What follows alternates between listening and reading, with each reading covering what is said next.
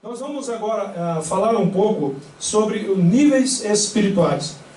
Então eu quero que você abra a sua Bíblia no capítulo 1 do livro de Levítico. Deixe-me abrir aqui o meu, só um minutinho.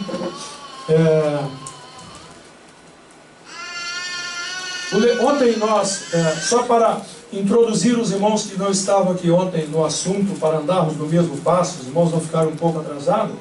Ontem nós falamos sobre Levítico 1, capítulo 1, e nós falamos do propósito eterno de Deus. Deus tem um propósito, um projeto maravilhoso lá da eternidade. Então, quando Deus criou o homem, Deus criou algo diferente de todas as suas criações. E por que Deus criou o homem? Por que Deus criou a humanidade?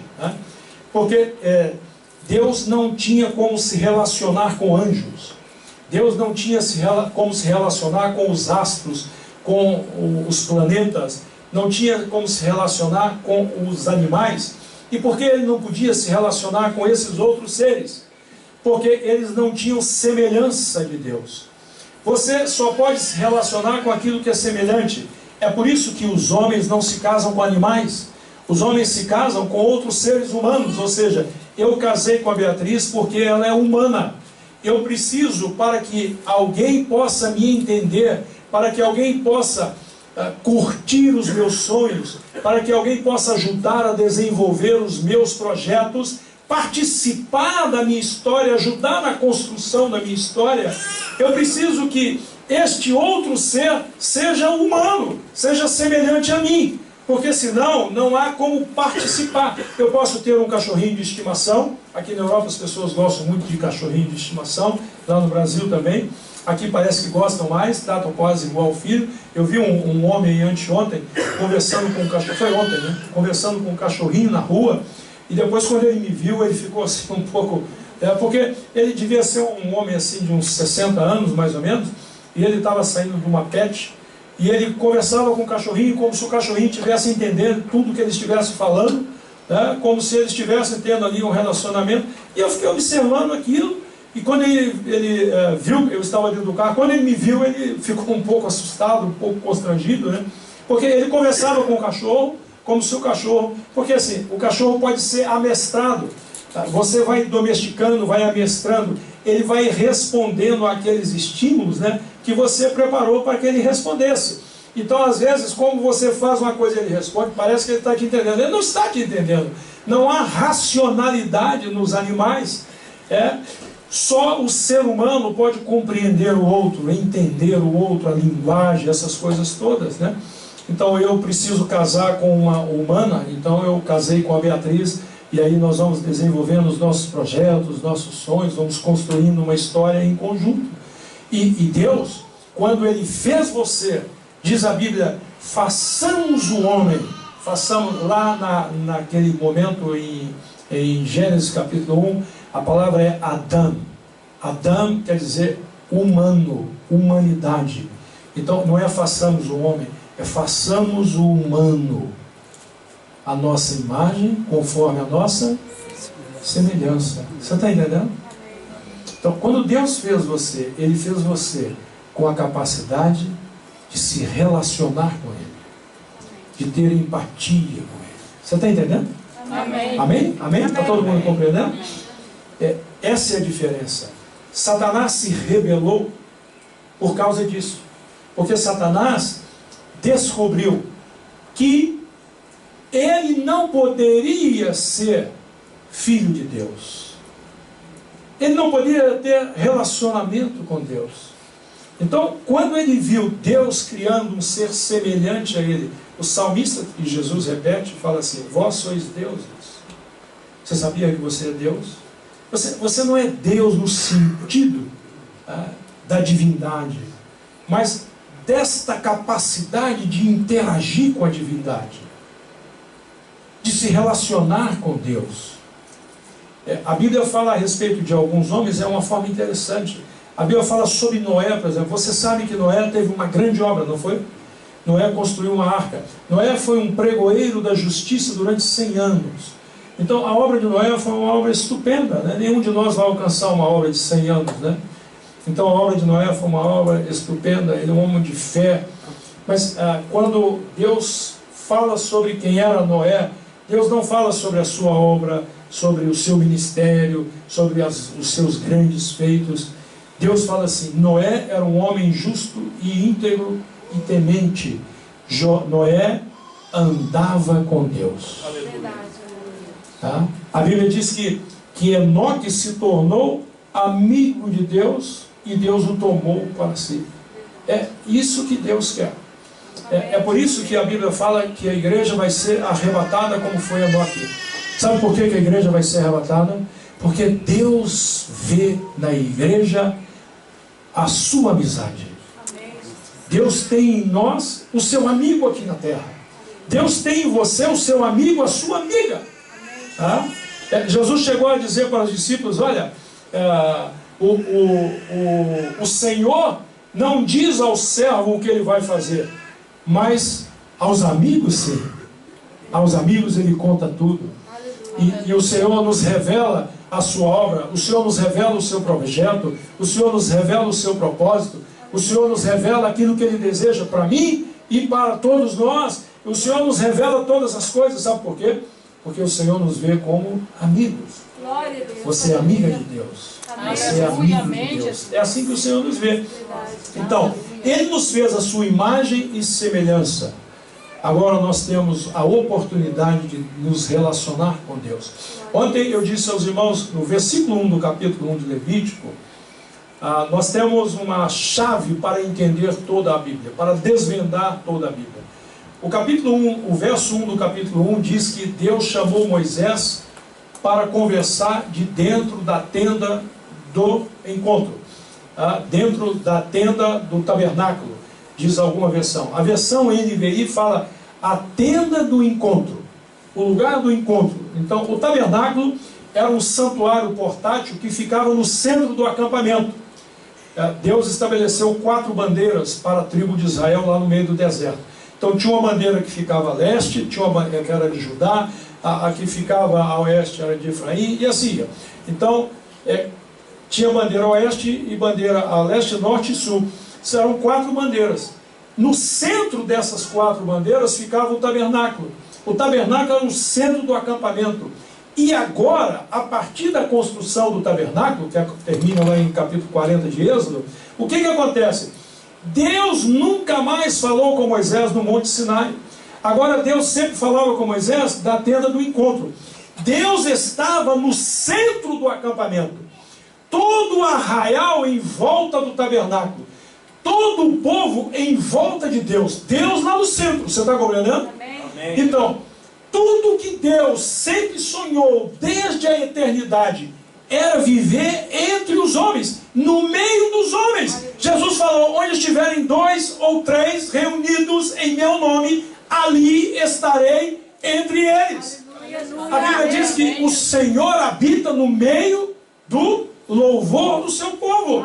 Deus nunca quis morar nos lugares mais altos. Deus nunca quis morar lá no Monte da Transfiguração, nem no Monte Sinai.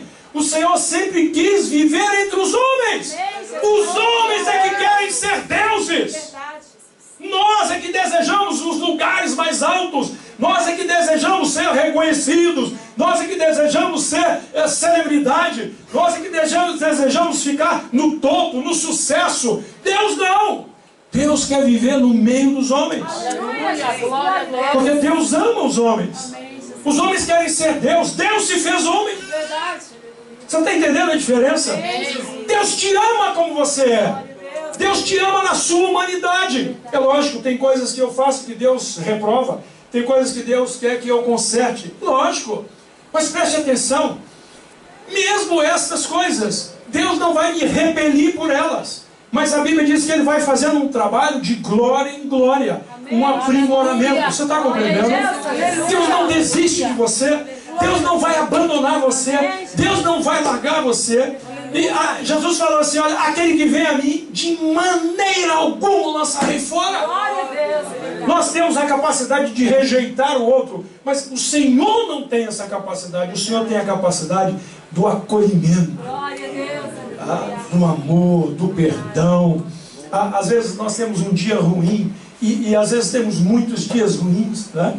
E às vezes fazemos coisas que desagradam o Senhor, mas é uma coisa tremenda. Às vezes deitamos sem mesmo despedir-nos do Senhor. Ele que nos acompanha, Ele que nos guarda, que nos protege. Muitas vezes deitamos de mal com Deus por causa dos nossos pecados, dos nossos erros. E às vezes pensamos, agora acabou, agora a minha história com Deus acabou. Mas a Bíblia diz que quando você acordar, lá de manhãzinha cedo, tem um pacote embrulhado lá no pé da sua cama. E quando você vai abrir, sabe o que tem lá nesse pacote? Uma misericórdia novinha. Aleluia! Todos os dias. Aleluia. Todos os dias de manhã tem um presente para você. Aleluia.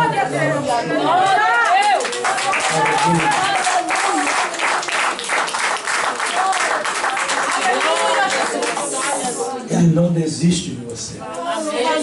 Ele não desiste de mim. Ele não desiste de nós. Tá? Sabe, Deus tem um amor muito grande por nós. Né? Você sabe que lá no Brasil, nós temos aquele... Aqui tem portugueses também? Tem portugueses aqui? Tem portugueses. Glória a Deus pelos portugueses. Então, lá no Brasil, não sei se os portugueses têm esse ditado, né?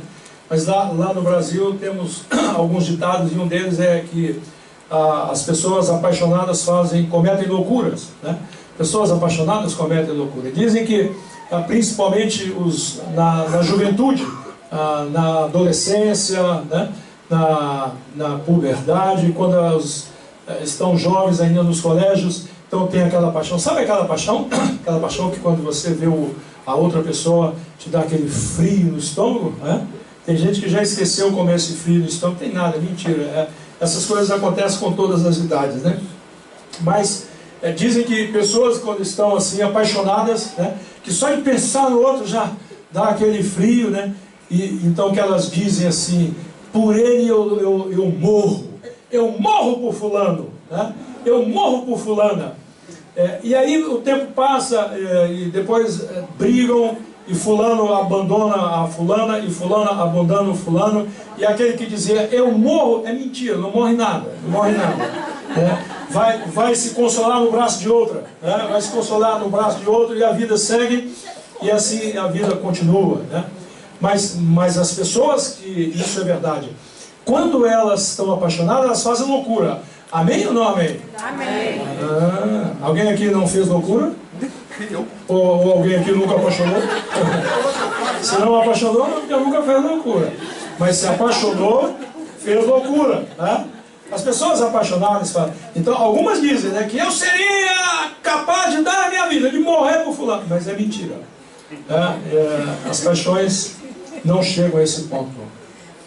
Mas o Senhor Jesus, Ele se apaixonou por você de tal maneira que Ele cometeu loucura.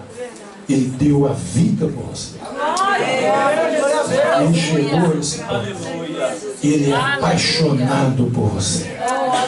Fala, profetiza para o irmão que está ao seu lado aí.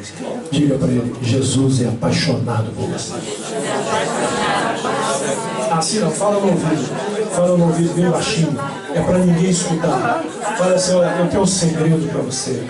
Fala para o irmão, Jesus é apaixonado por você. Fala assim, Jesus é apaixonado. Tem gente que não sabia disso. Tá? Tem crente que tem 40 anos de igreja e toma susto quando você fala uma coisa dessa. Eu apaixonado, Jesus, porque tem um treinamento religioso. Ele acha que a vida é religiosa, mas não é. A vida é espiritual. Glória a Deus.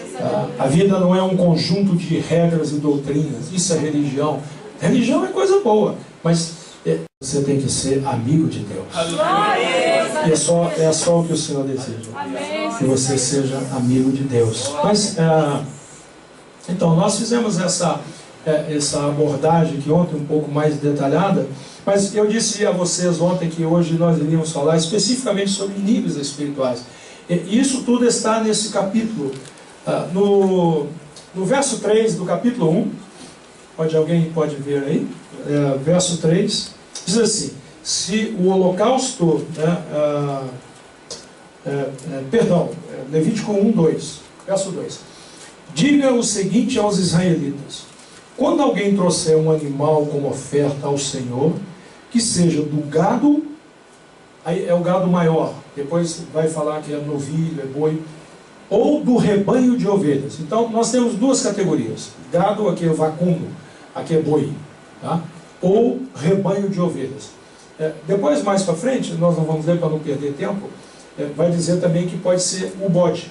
Então o holocausto podia ser boi, novilho, podia ser ovelha e podia ser bode, tá? E depois no verso 14, então aí bode e ovelha é o mesmo nível de oferta, é uma oferta mediana, intermediária.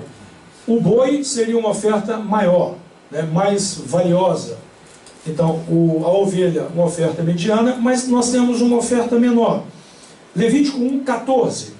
Se a sua oferta ao Senhor for um holocausto de aves, traga uma rolinha ou um pombinho. Então, nós temos três categorias de oferta aqui. Você visualizou isso?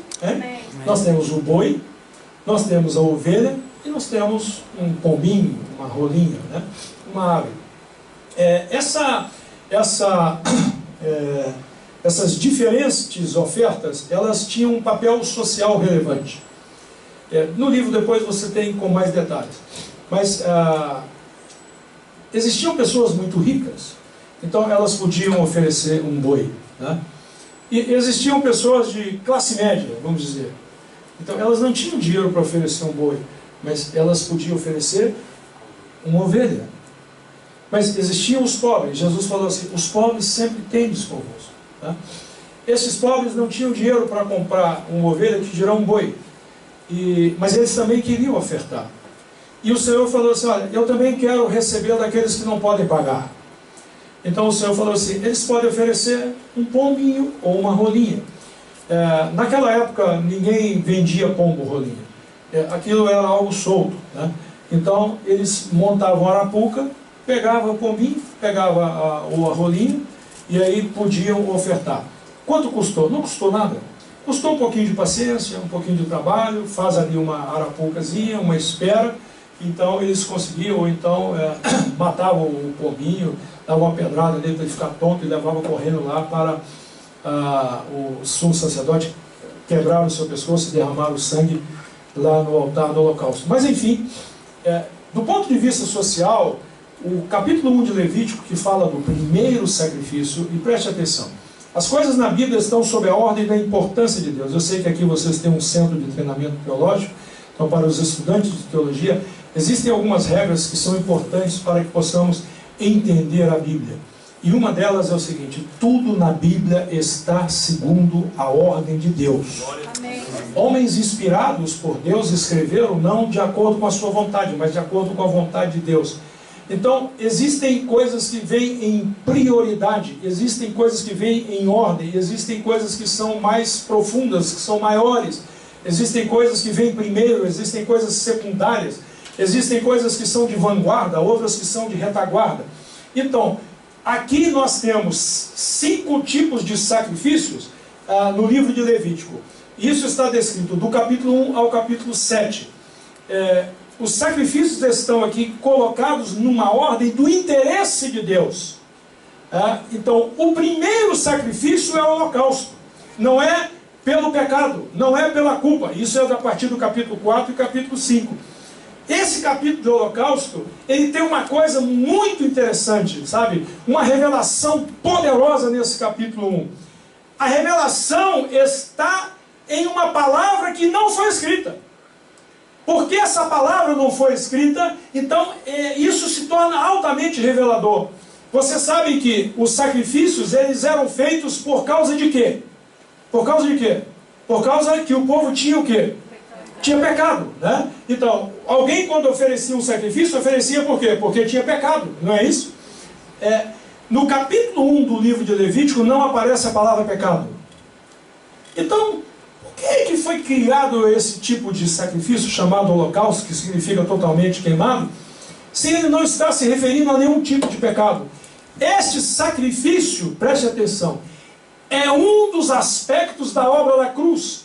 Então, se você tem 5 tipos de sacrifício no livro de Holocausto, e depois tem outras coisas mais, tem o sacrifício da ovelha vermelha, tem o sacrifício da Páscoa lá em Levítico 23, enfim. Cada vez que aparece um sacrifício na Bíblia, está falando sobre um aspecto da obra de Cristo. Pastor, por que não pode ser um sacrifício só em relação àquilo que foi feito na cruz? É porque a Bíblia diz que é uma tão grande salvação. A salvação é tão grande que se um sacrifício só não conseguiria tipificar aquilo que o Senhor fez lá na cruz. Então são vários sacrifícios, cada um deles diz respeito a algo que o Senhor fez lá na cruz. Você está entendendo? Amém. A gente pensa que Jesus morreu para perdoar os nossos pecados, para nos salvar. Todo mundo pensa, por que Jesus morreu? Jesus morreu para me salvar. Isso é meia verdade, isso não é uma verdade inteira. Isso talvez seja a coisa menor que foi feita na cruz. O holocausto está falando da entrega de Jesus para satisfazer a justiça de Deus. O holocausto significa que Jesus me substituiu lá na cruz, que Ele foi em meu lugar para que eu pudesse ser aceitável aos olhos do Pai. Amém. Aleluia, Jesus. Depois, no capítulo 6, você vai entender que tudo, holocausto significa totalmente queimado, mas tinha uma coisa que não podia ser queimada, sabe o que era? O couro do cordeiro. Quando eles iam queimar o holocausto, então eles tiravam o couro e queimavam toda a carne. Toda a carne era queimada, mas o couro do cordeiro não era queimado. Sabe por que é isso? Deus mandou uma orientação a Moisés dizendo o seguinte, olha, o couro, o sacerdote faz uma cobertura dele. Você está entendendo ou não? Amém. Então, a Bíblia diz que nós somos um reino de sacerdotes, tá? Que nós somos uma nação de sacerdotes. Eu sou sacerdote, todos nós aqui somos sacerdotes. E sabe por que Deus me aceita? Sabe por que quando eu louvo o Senhor recebe o meu louvor?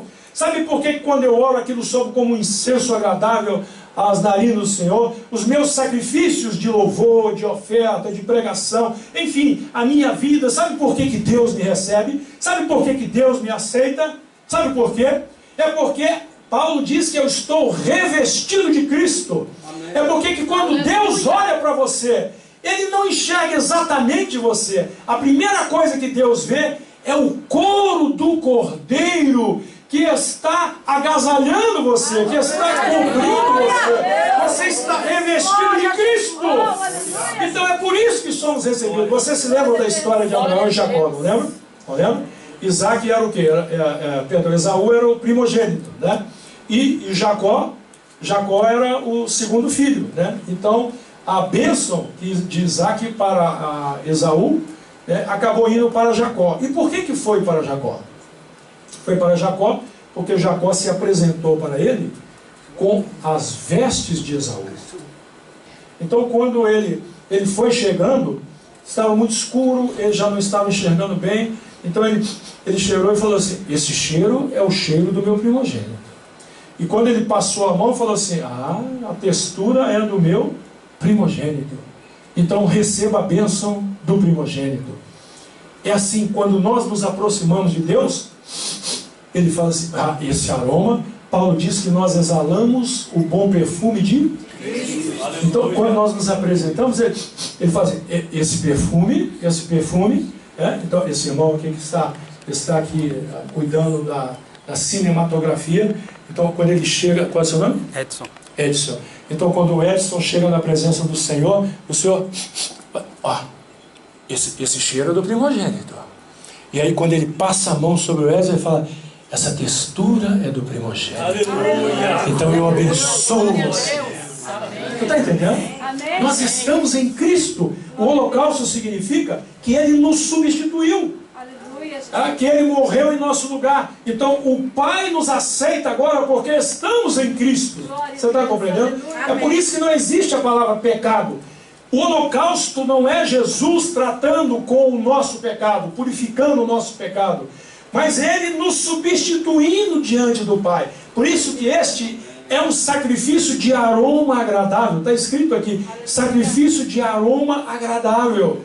Quando entra no capítulo 4 de Levítico, que fala sobre o sacrifício de pecado, de culpa, não tem mais a expressão aroma agradável. Aroma agradável é só nos 3 primeiros sacrifícios onde não tem a palavra pecado. Porque a palavra pecado, ela causa abominação ao Senhor. O pecado causa repugnância no Senhor. O pecado tem um odor característico que o Senhor rejeita. Mas quando nós estamos em Cristo, exalamos o bom perfume de Cristo. Glória a Deus. A sua vida é um aroma agradável ao Senhor. Aleluia. Amém? Então, o Senhor trouxe você aqui essa noite. Preste atenção. O pastor falou, tem pessoas aqui que tem muito tempo que não vêm. Então, o Senhor trouxe você aqui. E o Senhor trouxe você aqui especialmente para você ouvir que a sua vida é um aroma agradável ao Senhor. O Senhor recebe a sua vida. Pastor, mas a minha vida não está indo tão bem. A minha vida não está indo tão legal. Isso não importa. Deus vai mudar a sua vida. Glória a Deus. Deus ama você. Ele encobriu você com as vestes do seu filho. Aleluia. E Ele tem paixão por você. E Ele quer ter empatia com você. Ele quer se relacionar com você. Então, quando o Senhor instituiu o holocausto, o Senhor, Ele pensou na questão social. E que era a questão social? Muitos talvez não tivessem condições, né, de fazer esse tipo de oferta. Então Ele criou essas 3 categorias. Uma outra coisa que essas 3 categorias nos chamam a atenção é sobre Cristo. Tá? Veja bem, Cristo, Ele representa o boi, porque o boi é aquele animal que serve a vida inteira, puxando o carro de boi, e no final dá a sua carne, dá a sua vida. Então, o boi representa Jesus como servo. O cordeiro representa Jesus como um cordeiro mudo e obediente servil que não abriu a sua boca diante dos seus tosqueadores. Representa aquele que obedece, representa aquele que é cordial.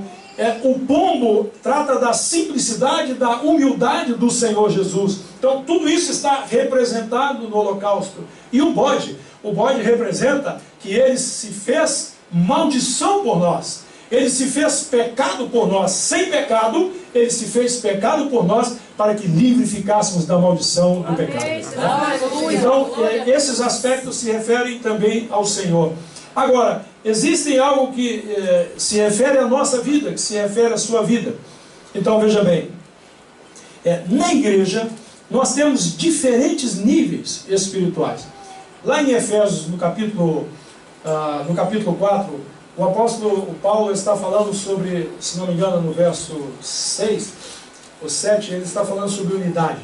Então ele fala a unidade do um só Espírito, um só amor, um só Deus. Mas ele fala uma coisa interessante, ele fala assim, uma só fé. Uma só fé. Ele está falando ali de um tipo de fé única. É a fé da salvação. É aquela fé que arrebata, que nos aproxima do Senhor. Aquela fé inicial. Mas depois ele vai continuando falando sobre todas as atividades ministeriais. Então ele fala, olha, Deus deu presente aos homens, Deus constituiu um para apóstolo, outro para evangelista, profeta, mestres, pastores. E ele falou assim, tudo isto, esses ministérios, Deus deu à igreja para que a igreja alcançasse a estatura do varão perfeito, para que ela tivesse... Deu um barulho aqui, pastor. Tom. É ali, ó. Está amarrado. Temos todos a unidade da fé. Mas ele não falou 10 versos antes que há uma só fé. E como é que ele fala agora que os ministérios foram dados à igreja para que todos cheguemos à unidade da fé? É porque ele está falando de 2 fés diferentes. A primeira é a fé da salvação. É aquela fé que está no coração de todos os humanos, mas apenas aqueles que aplicam a sua fé corretamente alcançam este Deus maravilhoso e esta salvação tão maravilhosa. Agora, existe o exercício da fé, existe o caminhar da fé, e aí existem diferentes níveis de fé. Você está compreendendo? Amém. O que é a fé? A Bíblia diz que a fé é a certeza daquilo que se espera. A fé é traduzido por confiança. Tá? Confiança. Então, existem fé de diferente tamanho. Né? As pessoas pensam que fé é tudo igual. Fé não é igual. Né?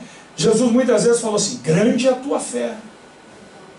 Homens de pouca fé, tem gente que tem fé grande, e Jesus falou com seus discípulos, homens de pouca fé, fé pouca. Tem gente que tem muita fé, tem gente que tem só café, pouca fé. Então tem gente que tem pouco café, mas tem gente que tem muito café e fé também.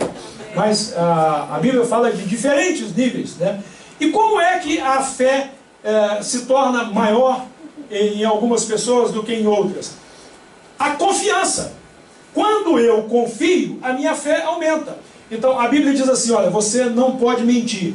Aí quando eu sou confrontado, instado a mentir, e eu lembro da palavra, eu falo assim, não, eu vou dizer a verdade. Eu aumentei a minha fé. Fé é confiança no Senhor, fé é confiança na sua palavra. Aleluia. Então o Senhor fala, faça assim, eu faço, aumenta a minha fé. Por quê? Porque eu vou comprovar que a palavra tem razão, que a Bíblia está certa. Porque a Bíblia é o manual que Deus fez para o homem, não é verdade? E ninguém entende melhor do homem do que Deus. Deus fez o homem. Então a palavra de Deus diz assim, olha, não adultere. Então quando eu sou instado, eu falo, não vou adulterar. Isso aumenta a minha fé. Todas as vezes que eu respondo à palavra de acordo com ela, a minha fé vai aumentando. A minha fé aumenta à medida que eu tenho relacionamento com o Senhor. Tem pessoas que receberam o Senhor como Salvador, e a Bíblia faz uma analogia das pessoas como casa. Então a Bíblia fala assim, eis que estou à porta e bato. Se alguém ouvir, eu entro e ainda festejo com ele.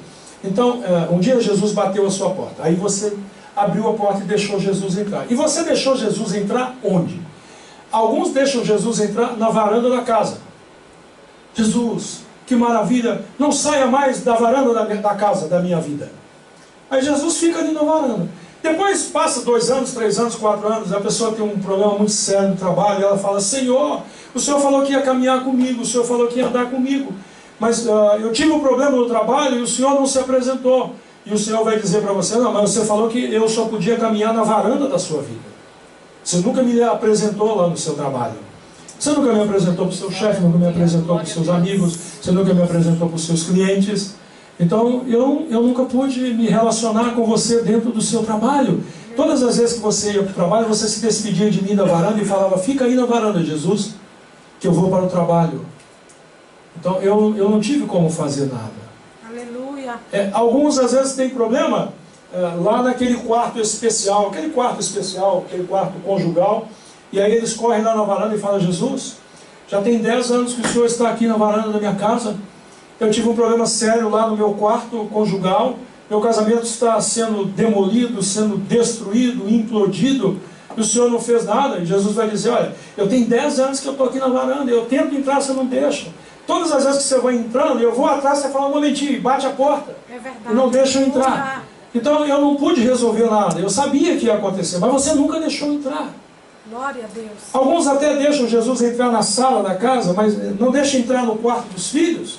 Não apresentam Jesus no quarto dos filhos, e não apresentam lá no seu próprio quarto, na sua cozinha, e assim é a nossa vida com o Senhor. Sabe o que é isso? Isso é fé. Isso é a demonstração do tipo de fé. Jesus, eu confio no Senhor para me relacionar com o Senhor aqui na varanda da minha casa.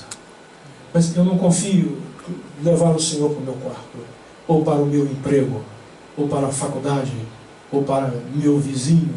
Jesus, eu tive um problema com o vizinho, o Senhor não estava lá. Mas você me amarrou aqui na varanda, me amarrou aqui na sala. Eu não tenho como ir lá. Você está compreendendo? Amém. Então, na medida que eu vou confiando o meu caminho ao Senhor, a minha fé vai aumentando. Eu sei que ele pode fazer. Ele fez ali, agora eu trouxe ele para cá. Ele fez na varanda, agora eu trouxe ele para a sala. E agora? Nossa, é uma bênção. Eu sabia, ele resolveu na varanda, vou levar ele lá para o quarto. Poxa, mas você entregou a varanda, a sala e o quarto, e vou entregar a cozinha e o quintal e os outros quartos e a chave do carro e a minha carteira, meu cartão de crédito, minha conta bancária, e eu vou entregar a minha vizinhança e eu vou entregar. Você está entendendo? Aí a sua fé vai aumentando. Mas aquele que prendeu Jesus lá na varanda, a fé dele está limitada lá na varanda. Oh, aleluia. Quer desenvolver a sua fé? Você quer desenvolver a sua fé? Você quer que a sua fé cresça? Então, você tem que partilhar os seus caminhos com o Senhor.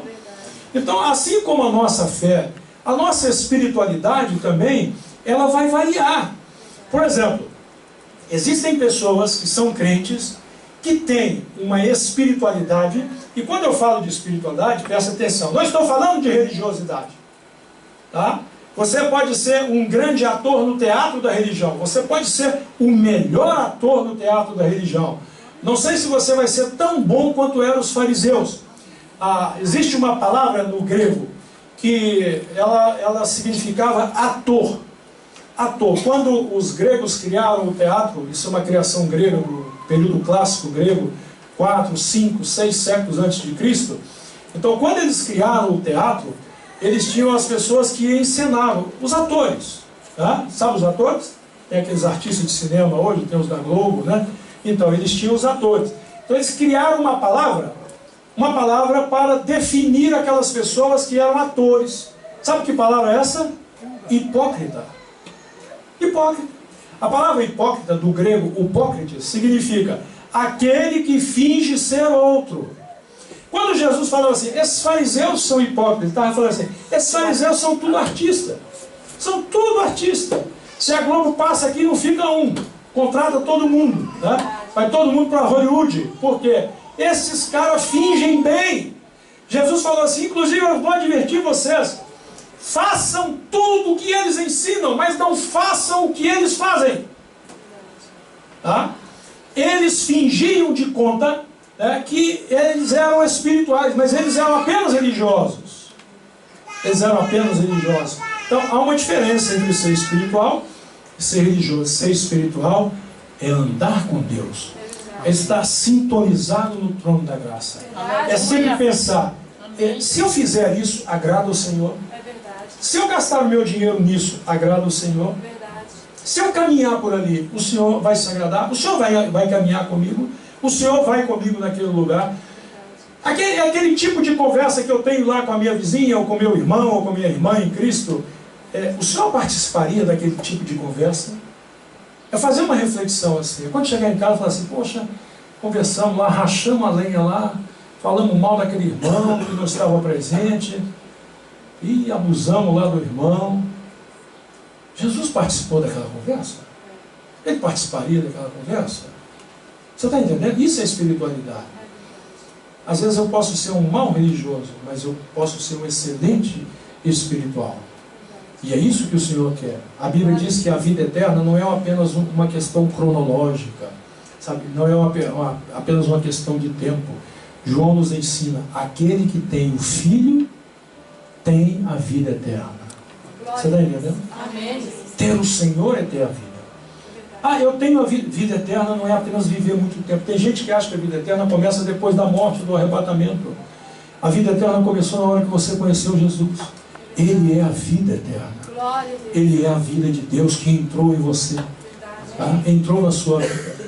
Então, às vezes nós temos na igreja um irmão cuja espiritualidade, e a espiritualidade agora eu estou falando de compreensão, de entendimento da palavra, de profundidade da palavra, de vida de oração, de entrega, do tamanho de um boi.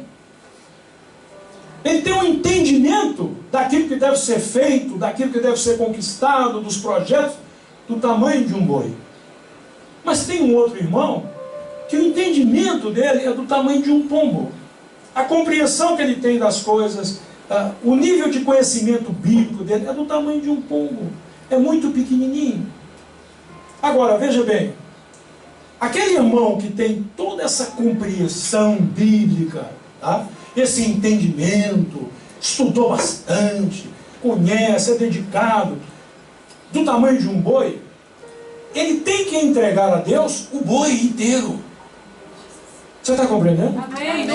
O que Deus quer dele é um boi inteiro. Metade de um boi é maior do que um pombo? Metade de um boi é maior do que um pombo? Maior do que um pombo, não é verdade? Mas na lógica de Deus, um pombo inteiro é maior do que meio boi.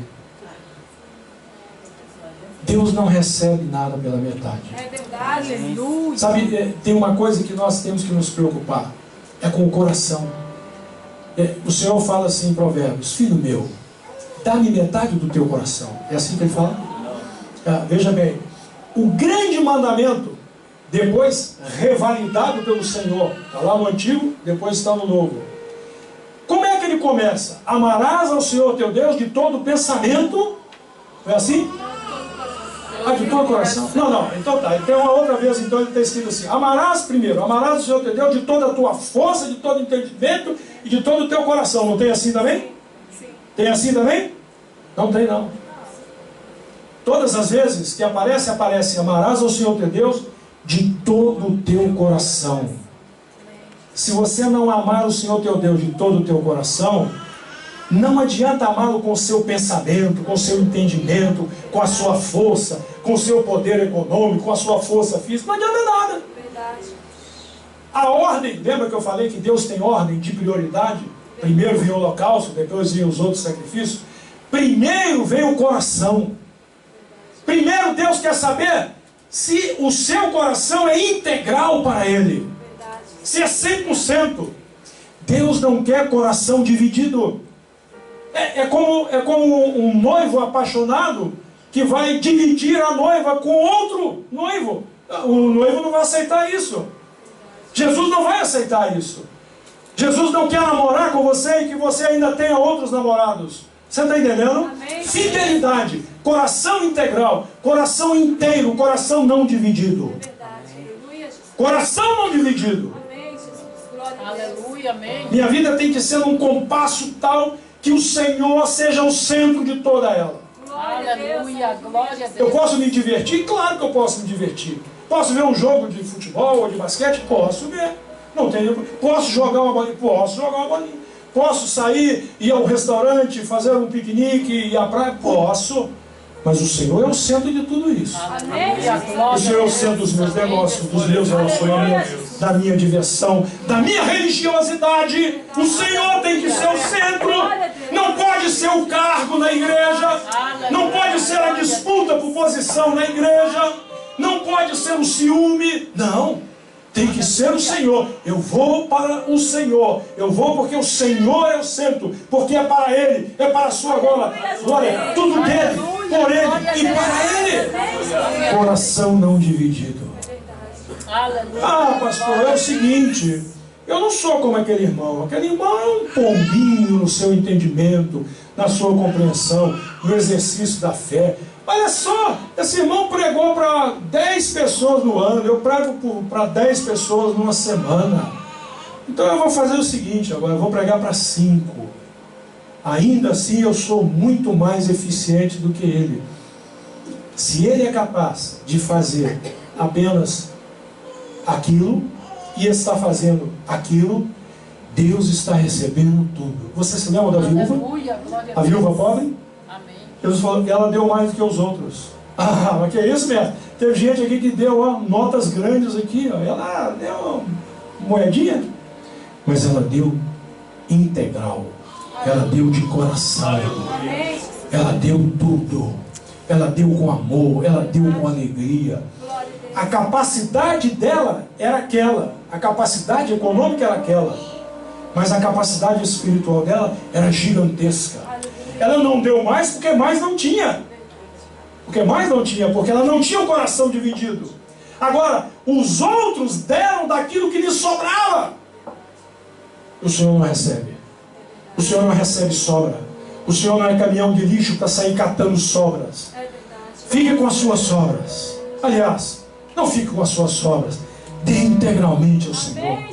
Pastor, a minha compreensão do tamanho de um pombo é pequenininho, o meu entendimento é pequeno, a minha capacidade, eu sou tímido, eu sou envergonhado, eu ainda não tenho condições de fazer como o irmão. Eu vi esse irmão aqui cantando, ministrando, adorando aqui hoje, me deu uma santa inveja, irmão. Primeiro que eu não sei cantar nem debaixo d'água, né? E eu vi o irmão com toda essa alegria, essa impulsividade, essa coisa. Eu falei, que coisa linda, eu fiquei admirado, mas eu não consigo fazer com ele. Primeiro eu não sei cantar, então eu ia estragar o negócio todo. Talvez você também pense assim, puxa, eu queria ser como ele, mas ainda não consegue. Talvez amanhã vai conseguir, mas se não conseguir, não tem problema. Tem algo que você tem para o Senhor que ele não tem. O Senhor quer isso. O que você pode dar? Sabe, Ana, sabe o que Ana podia fazer? Ana podia ficar encostadinha lá e orando de tal forma que parecia que estava bêbada, encostada. Aquilo era o que ela tinha para entregar ao Senhor. Ela não tinha posse, ela não tinha riqueza, ela não tinha posição religiosa, ela não tinha o fardamento, ela não tinha as roupas dos sacerdotes, mas ela tinha aquela entrega, aquela renúncia, aquele derramar. Pastor, tudo que eu tenho, pastor, é o meu derramar para o Senhor, é a minha oração, é a minha intercessão. Então faça isso 100%.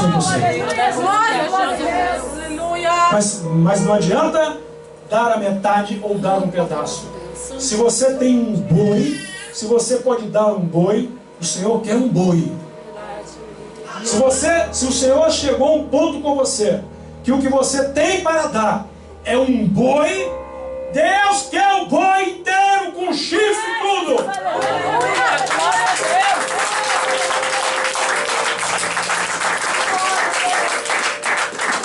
Glória a Jesus. Se o que você tem é um pombinho pequenininho, ainda um pombinho juvenil, um pombinho adolescente, nem adulto não é, um pombinho pequenininho, não é desculpa para não doar. Não é desculpa para não entregar. Eu não vou entregar não. Olha só, o que eu tenho para oferecer é só um pombinho. O irmão chegou lá com um boi Nelore enorme, 2 metros de altura, um boi campeão, um boi cheio de medalha, pastor, um boi cheio de prêmios, um boi de 1 tonelada. Tem um pombinho aqui, não tem nem 200 gramas. Não, eu vou esconder esse pombinho. Não. O efeito no coração de Deus é o mesmo. Aleluia. Porque Deus conhece as suas limitações, Deus conhece as suas capacitações. Deus nunca vai exigir de nós mais do que podemos dar. A Bíblia chega a dizer sobre o pecado que ele nos cerca de tal maneira que Satanás só pode nos tentar até o nosso limite. Então, da mesma forma, Deus não vai tentar você. Se você tem um pombinho para entregar, Deus não quer um cordeiro de você, Deus não quer um boi de você, mas Deus quer esse pombinho por inteiro, cada pena dele, sabe, integralmente. E você pensa assim, mas tão pequenininho. É isso que comove o coração de Deus, sabe? É isso que faz Deus se inclinar para você. É essa integralidade, é esse coração não dividido, é esse coração integral. Você está compreendendo? Amém. Isso é vida cristã. Nós temos que compreender os níveis espirituais. Às vezes, sabe, irmãos, nós nos retraímos, nós nos acomodamos, temos ressentimento, porque nós não somos aquilo que os outros são. Mas Deus não quer que você seja aquilo que os outros são. Deus quer que você seja o que você é. Amém.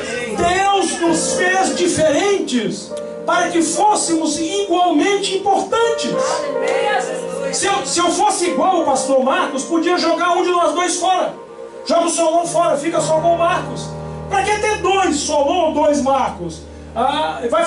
Os dois vão fazer a mesma coisa. Então, a grande importância que existe na igreja é que eu sou diferente dele. Tem algo que eu faço que ele não pode fazer. Tem algo que ele faz que eu não consigo fazer. Tem algo que o pastor Marcos viu de Deus que eu não vi. Sabe, Deus é muito grande. Não tem como alguém ter visto. Moisés viu só rapidinho. Deus é muito grande. Então Deus se mostra ao pastor Marcos num aspecto diferente daquele que ele se mostra a mim. Então eu preciso dele, da comunhão dele, de caminhar com ele, porque através disso eu vou ver o que ele viu, e ele vai ver o que eu vi, e assim vamos edificando mutuamente. Irmão, o seu pombinho é tão precioso que aquele que tem um boi, ele está doido para saber o que você viu. Glória a Deus, aleluia. O que Deus te revelou é tão importante quanto o que Deus revelou para aquele que tem um boi. Aleluia, Jesus. Aleluia. É isso que nos faz importantes. Glória a Sermos Deus. diferentes. Glória a Deus. Sermos diferentes nos faz relevantes. Você sabe que não existe ninguém no mundo que seja igual a outra pessoa. Quando você vê um gêmeos idêntico, isso acaba na hora da impressão digital. Acaba na hora de olhar a íris nos olhos. Todos somos diferentes. Que coisa linda que Deus fez. Glória. Agora ninguém é descartável. Porque se somos todos diferentes, então todos são especiais, todos são preciosos. Amém, Jesus. Todos são importantes. Glória a Deus. O que você pode dar ao Senhor, à sua obra? Um boi enorme ou um pombinho? Não importa, desde que você o faça de forma integral, Aleluia. que o coração não seja dividido. É assim que temos os níveis espirituais. Os níveis espirituais, eles não são plataformas que causem diferenças de importância nas pessoas, mas diferença apenas de função. É só isso. A diferença não está em que um é mais relevante ou mais importante do que o outro. Não é isso. É apenas que um pode fazer algumas coisas e outro pode fazer outras coisas. Você sabe que os navios transatlânticos são muito grandes e eles percorrem então grandes distâncias.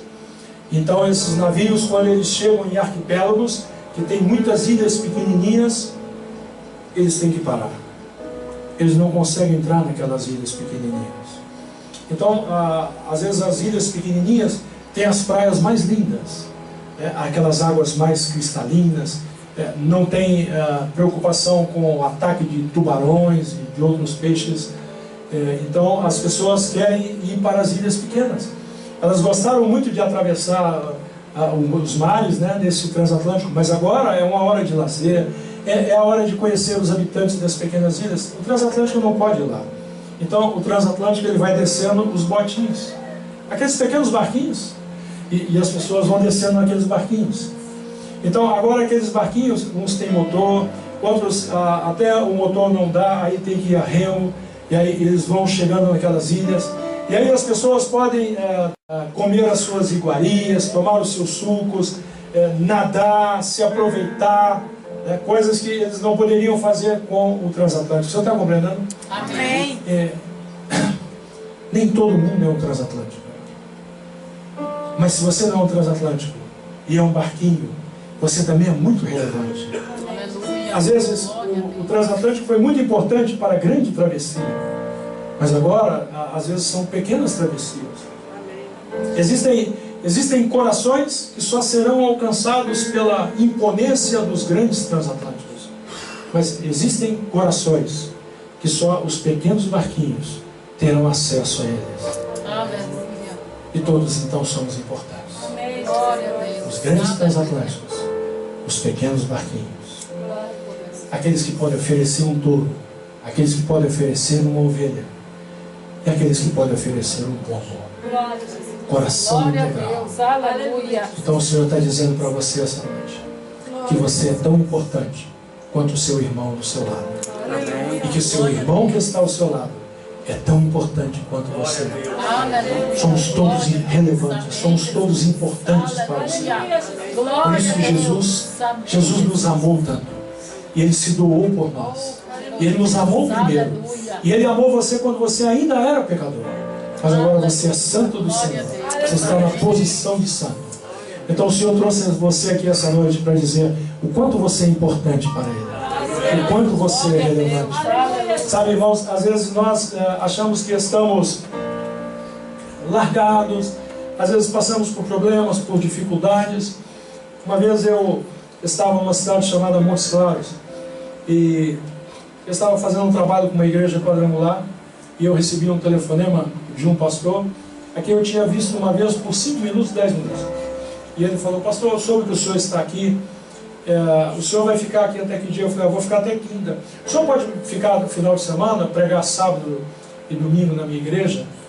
Aí eu olhei as coisas e falei: olha, eu posso ficar. Eu morava em Pirapora, que é a nossa cidade, onde eu e a Beatriz nascemos, fica a 170 km de Montes Claros. Aí liguei para ela e falei assim, olha, eu vou ficar aqui até o final de semana. Terminamos a conferência na igreja quadrangular. E aí, no sábado, eu fiquei na casa do pessoal da quadrangular, do pastor Adilson, e combinei com ele. Ele falou, no sábado, então, você me pega, e aí já vamos para a sua igreja, e depois eu aí vou dormir onde você me levar. Aí eu passo a ser seu hóspede. Tá bom. Ele me pegou, e eu nunca tinha ido à igreja dele, eu não conhecia ninguém da igreja dele. Morava a 170 km de distância, Montes Claros tem uns 500 mil habitantes. E então eu fui à igreja dele. Era um sábado, e ele falou, olha, pastor, desculpa, eu não tive tempo de avisar toda a igreja, porque nós conversamos, foi numa quinta-feira, e ele falou, hoje tem poucas pessoas. Eu falei, para mim não tem problema. E aí eu fiquei sentado lá, e eles começaram a arrumar as cadeiras e tal. Era uma igreja de umas 200 pessoas, mas nesse sábado só tinha umas 40. Então eu comecei a orar, e o Senhor falou algo comigo, e eu apertei o ouvido e falei assim, isso não é de Deus não. Você sabe que nós pentecostais somos meio esquizofrênicos, a gente escuta vozes, aquelas coisas todas, né? E aí eu falei, essa voz aí não é de Deus não.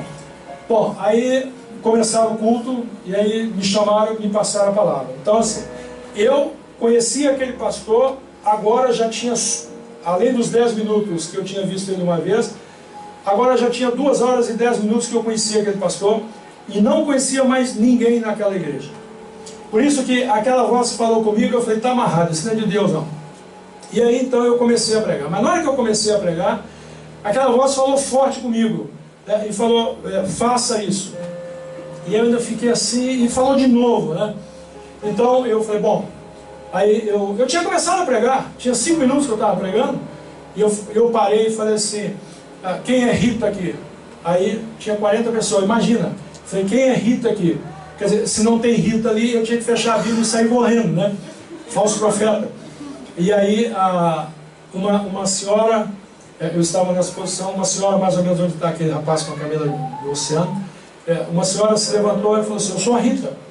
E eu disse para ela, olha, começou assim, o senhor manda dizer que ele me trouxe aqui hoje especialmente para dizer que ele te ama e que ele tem você em uma situação especial, coisas assim. E ela pegou e começou a chorar, e uma moça que estava aqui na frente começou a pular e falava assim, Deus é fiel, eu sabia, Deus é fiel. Uma moça de uns 20 e poucos, aquela era uma senhora de uns 50 anos. E aí eu continuei, assim, tentei continuar pregando, e eu falei mais uns 2 ou 3 minutos na pregação, e o Espírito Santo falou comigo assim, fala com a Rita, isso, mas chama ela pelo nome. E eu falei, Rita, o Senhor manda dizer mais isso. E aí tentei novamente pregar, 2 minutos depois o Senhor me parou de novo e mandou falar outra coisa, e o Senhor repetiu comigo, chama pelo nome. E eu, Rita, o Senhor manda dizer, Rita minha filha, e tal. E assim, e o Senhor não me deixou pregar naquela noite.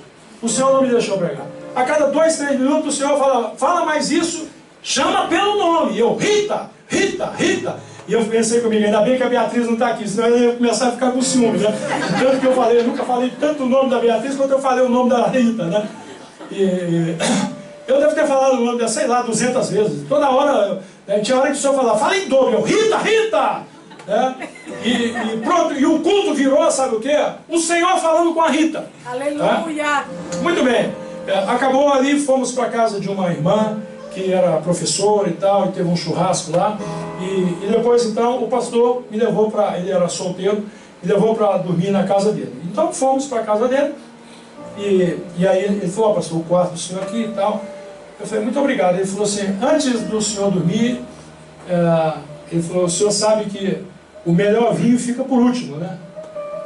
Eu falei, bom, então vai lá, o que houve, né? Ele falou assim, a Rita, ele falou assim, a Rita, o senhor sabe, não precisa nem falar que o senhor já sabe da vida dela toda, né? E eu falei, pois é, eu virei o fofoqueiro da noite. Ele falou, não, mas tudo que o senhor falou o pessoal já sabia, né? A Rita, ela estava passando por um sério problema. Em coisa de 2 semanas, de um casamento que tinha quase 30 anos, aquela moça de uns 20 e poucos anos que estava pulando era filha dela, esse casamento foi destruído assim em questão de dias. o marido dela não só largou ela, como fugiu com uma moça mais nova do que a filha dela, foi para outra cidade, sumiu. E ela ficou desamparada, sem dinheiro, sem nada, não tinha nada em casa.